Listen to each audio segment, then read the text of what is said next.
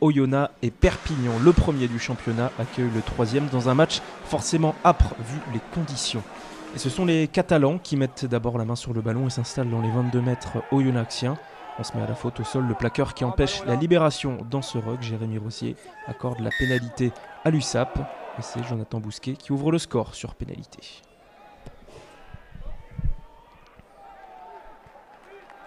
Mais Perpignan est indiscipliné, regardez ce plaquage à deux, Chouli en bas et face à Lélé en haut, la tête est dans le visage, mais circonstance atténuante, le joueur est en train de tomber, carton jaune pour le deuxième ligne international samoan. Oyonnax en profite pour s'installer à 5 mètres de l'embut catalan avec un ballon porté, c'est la marque de fabrique du club de l'Ain. Suivez bien Quentin MacDonald avec son casque noir, ça se désaxe et le talonneur va marquer le premier essai de la partie.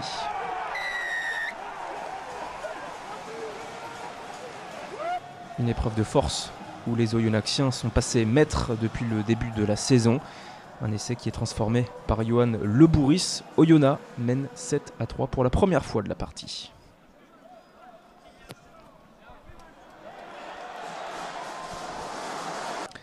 Mais même à 14 contre 15, Perpignan arrive à resserrer les rangs autour également d'un ballon porté. Et cette fois-ci, ce sont les Oyomènes qui se mettent à la faute. Avec Lane Decar, l'international uruguayen qui entre sur le côté. Jonathan Bousquet enquille encore et ramène son équipe à un point.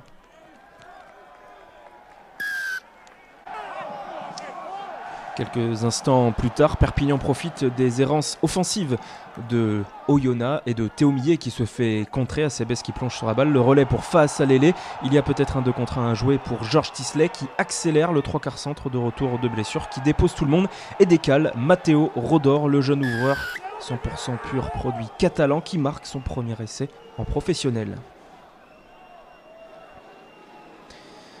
Une réalisation transformée par Jonathan Bousquet, 3 sur 3, 13-7, Perpignan, on reprend les devants.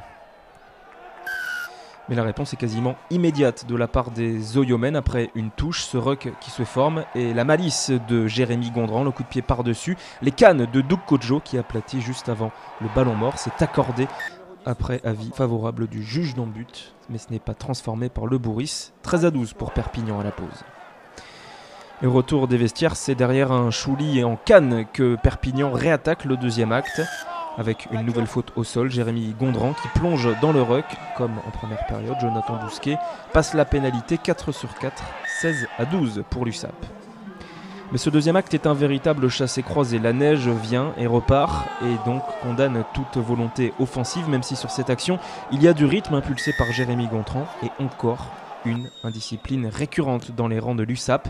C'est ce même demi-mêlée qui a pris le but après la sortie sur blessure de Lebouris. Il ramène son équipe à un point. Rebelote quelques instants plus tard, juste avant le Money Time. Felafa qui vient attaquer la ligne et c'est Ursake qui se met à la faute au sol. Nouvelle pénalité réussie par Jonathan Bousquet. 5 sur 5, 14 points pour le buteur catalan, ancien membre des Oyomènes. Les Oyomènes justement qui pilonnent pour essayer d'aller chercher quelque chose dans cette partie. Ils récupèrent d'abord une première pénalité, convertie encore par Gondran, 19-18. Et puis après une grosse épreuve de force sous les perches catalanes, la pénalité sifflée par monsieur Rosier qui permet à Jérémy Gondran de donner la victoire à son équipe dans les arrêts de jeu.